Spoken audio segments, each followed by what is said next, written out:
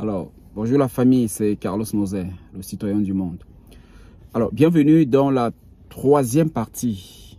Nous sommes toujours sur la DV Loterie avec le même thème. Beaucoup sont sélectionnés à la DV Loterie, mais ne sont pas toujours au courant, ok?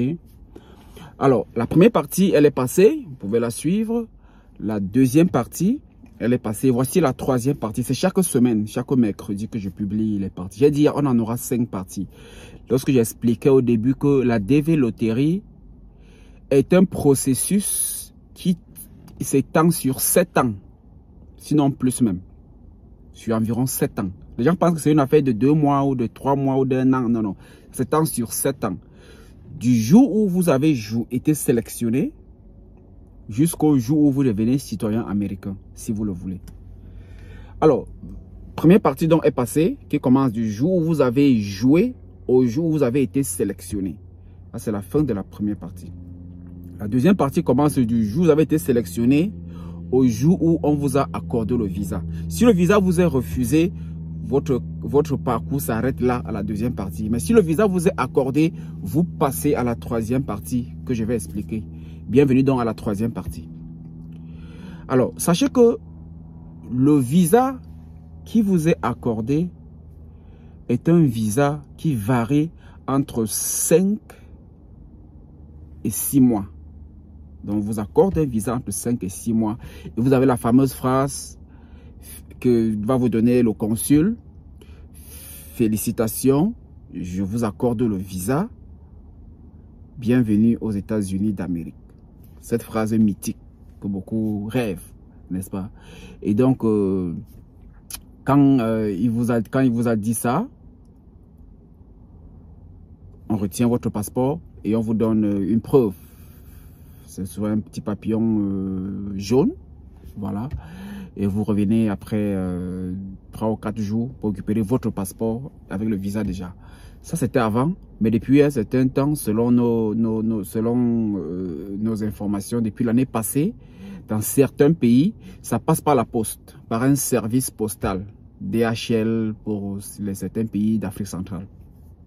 Donc maintenant, quand vous obtenez, il vous donne une preuve, vous allez vous rendre plutôt à DHL, je crois peut-être 1 semaine ou 10 jours pour récupérer. Ou alors vous recevez un SMS qui vous dit que c'est prêt et vous partez plutôt dans une agence dont récupérer. Alors, le visa qui vous est donné, il est de 5 ou 6 mois. Cette troisième partie commence au moment où on vous donne le visa jusqu'au moment où vous franchissez le premier aéroport américain. Ok, c'est là où la troisième partie finit. Mercredi prochain, je vous parlerai de la quatrième partie qui va donc commencer de votre entrée à l'aéroport jusqu'à, je vais vous donner là où elle va se limiter. Pour le moment, on parle de la troisième partie. Le visa, il est de 5 ou 6 mois.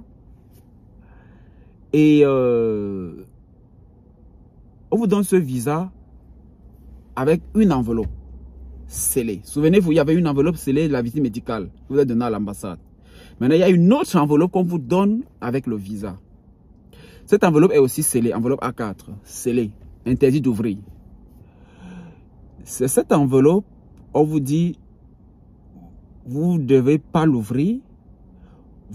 Pendant votre voyage, vous ne devez pas le mettre en soute. Vous devez le mettre dans votre sac à main. Vous allez entrer en cabine avec, pendant le vol. Alors, le contenu de cette enveloppe, ce sont vos informations. Tout ce que vous avez déposé comme document, votre bilan de santé, tout, il est à l'intérieur, mais c'est destiné au département d'État américain, au gouvernement américain. Ok? Donc, et on vous dit à l'ambassade, voyagez avec, ne l'oubliez surtout pas dans votre pays. Et une fois que vous êtes arrivé dans le premier aéroport américain, vous le déposez. Dans tous les aéroports, il y a un service d'immigration qui s'occupe des gens qui viennent par la DV et s'occupe de vous. Donc quand vous arrivez, on vous connaît déjà. Ok? Sachez que même quand vous réservez votre vol, on sait déjà que vous allez entrer. On sait que vous arrivez. Voilà. Comment ça se fait, c'est compliqué. Vous allez comprendre, pour ceux qui seront en Amérique, vous allez comprendre ça plus tard. Donc ce qui fait donc que le visa, donc, il est de 6 mois.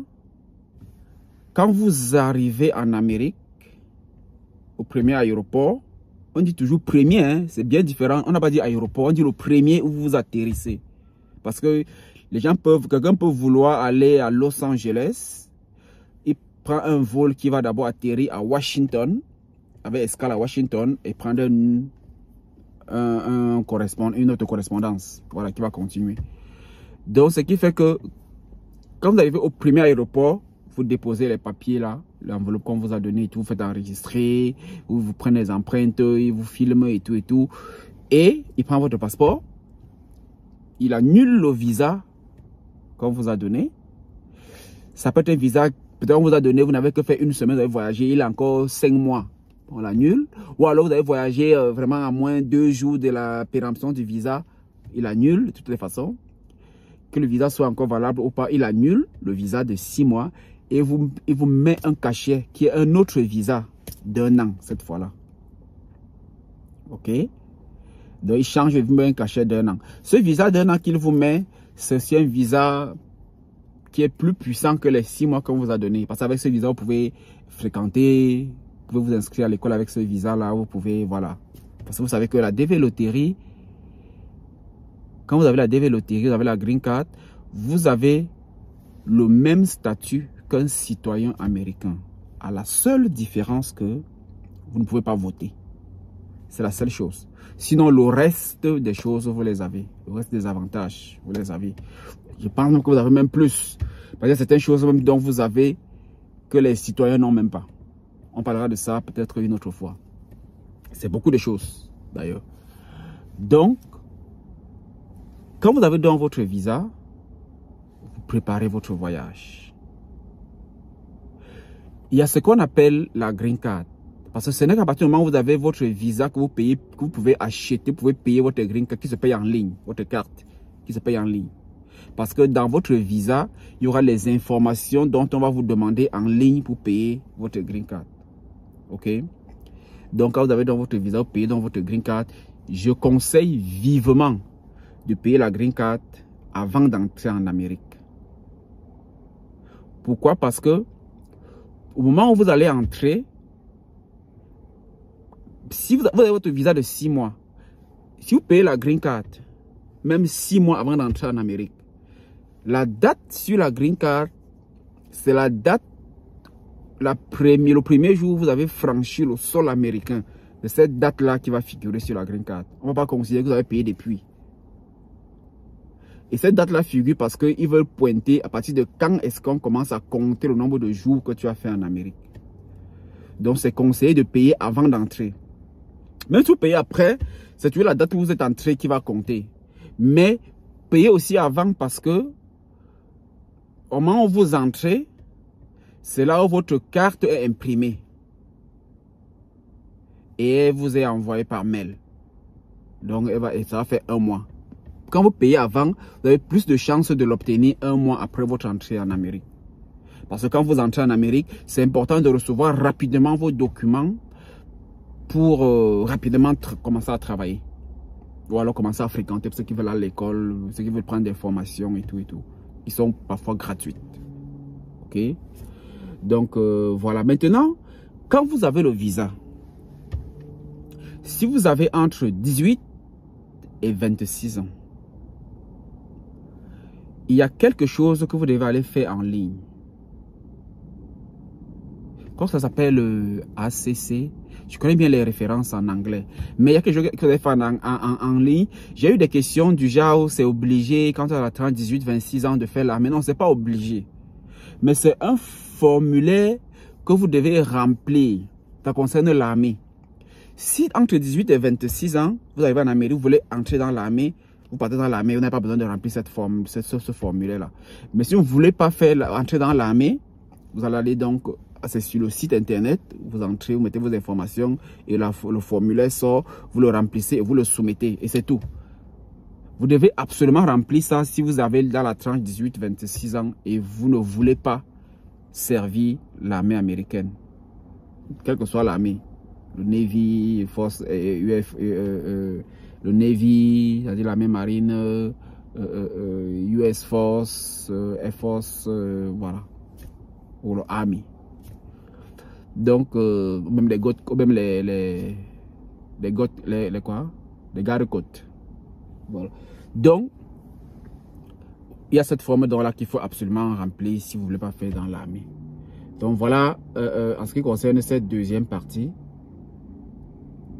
Et c'était la plus facile, c'est la plus simple, quoi. Ok? Parce que quand vous avez eu votre visa, de votre visa, préparation de votre voyage jusqu'à votre atterrissage en Amérique. Maintenant, pour ceux qui réservent les billets d'avion, ok? Il y a une nouvelle loi européenne. Parce que ceux qui partent de l'Afrique pour l'Amérique, passe toujours par l'Europe. C'est impossible de ne pas passer par l'Europe. Quel que soit le vol que vous allez prendre, vous allez avoir l'escale en Europe.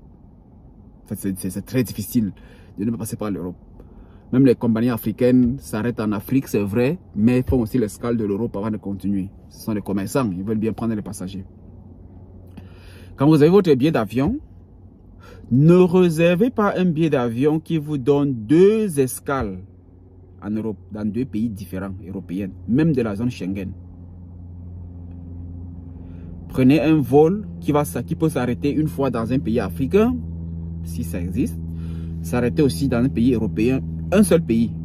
Si vous prenez un vol qui va s'arrêter dans 2 pays, c'est-à-dire qu'il va s'arrêter à Bruxelles, s'arrêter à Munich, ou alors s'arrêter à Munich, s'arrêter à Paris, faites 2 escales, 2 pays différents en Europe. Si vous réservez ce billet-là, vous allez encore dépenser parce que vous ne pourrez pas embarquer. Ils vont vous demander soit un visa Schengen d'escale, soit de changer votre itinéraire et d'annuler une escale européenne. J'espère que vous avez bien compris cette partie-là. Voilà. Donc, il fallait aussi faire cette précision-là avec vous. Alors maintenant, je reviens donc sur les dates, sur les périodes des visas. Vous prenez le visa, parce que c'est une question que quelqu'un a posée. Vous prenez le visa à l'ambassade, 5 ou 6 mois. Vous arrivez au premier aéroport, le visa est annulé et on vous donne un nouveau visa d'1 an. Vous rentrez, vous arrivez donc chez vous, là où on va vous accueillir. Après 1 mois, vous recevez la green card. La green card qui arrive annule le visa d'1 an que vous avez donné à l'aéroport. Et désormais, vous référez à la green card qui, elle, est de 10 ans. Vous êtes donc résident permanent pour les 10 ans. Donc, 6 mois de visa, on annule, on le transforme en 1 an. Après, on l'annule, on le transforme en 10 ans. Voilà. Et les 10 ans, après 5 ans, vous pouvez aussi le faire annuler et devenir à vie citoyen américain. Voilà. Donc, on va dire 6 mois de visa, on l'annule, il devient 1 an, on l'annule, il devient 10 ans, on l'annule, il passe à... Attends, j'ai un appel là, je vais raccrocher pour ne pas... Voilà, pour me rassurer que le son est toujours passé. Donc, 6 mois. Arrivé à l'aéroport, la nuit, il devient 1 an. Arrivé à la maison, vous recevez la green card de 10 ans.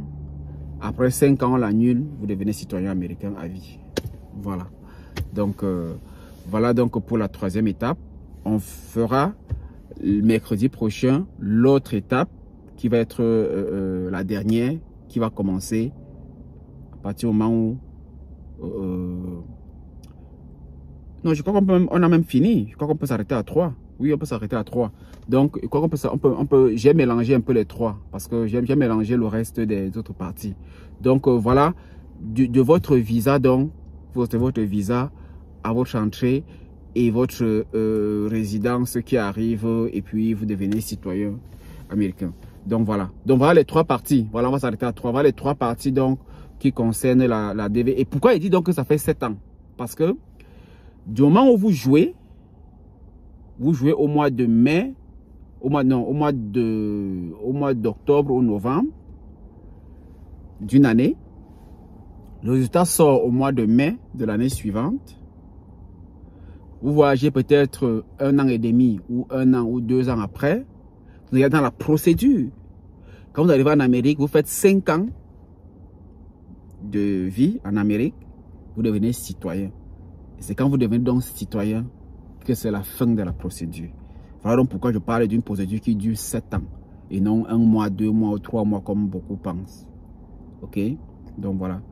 Donc voilà la longue procédure donc, de la loterie américaine. Et chacun donc a donc cette procédure et pour vous permettre donc de comprendre donc comment ça se passe, ces choses-là. Le reste, on va répondre aux questions s'il y en a dans les commentaires, n'est-ce pas, le moment venu. Merci de partager ces vidéos. Vous avez la première partie, deuxième partie, et là, c'était la troisième et la dernière partie. Voilà. Allez, merci de nous avoir suivis. Très bousculé, je n'arrive plus à faire des vidéos comme je faisais avant parce que après, ça devient très compliqué. Ok, voilà. Donc, merci de m'avoir suivi et on se dit à bientôt, quoi, ok? Allez, portez-vous bien, les amis.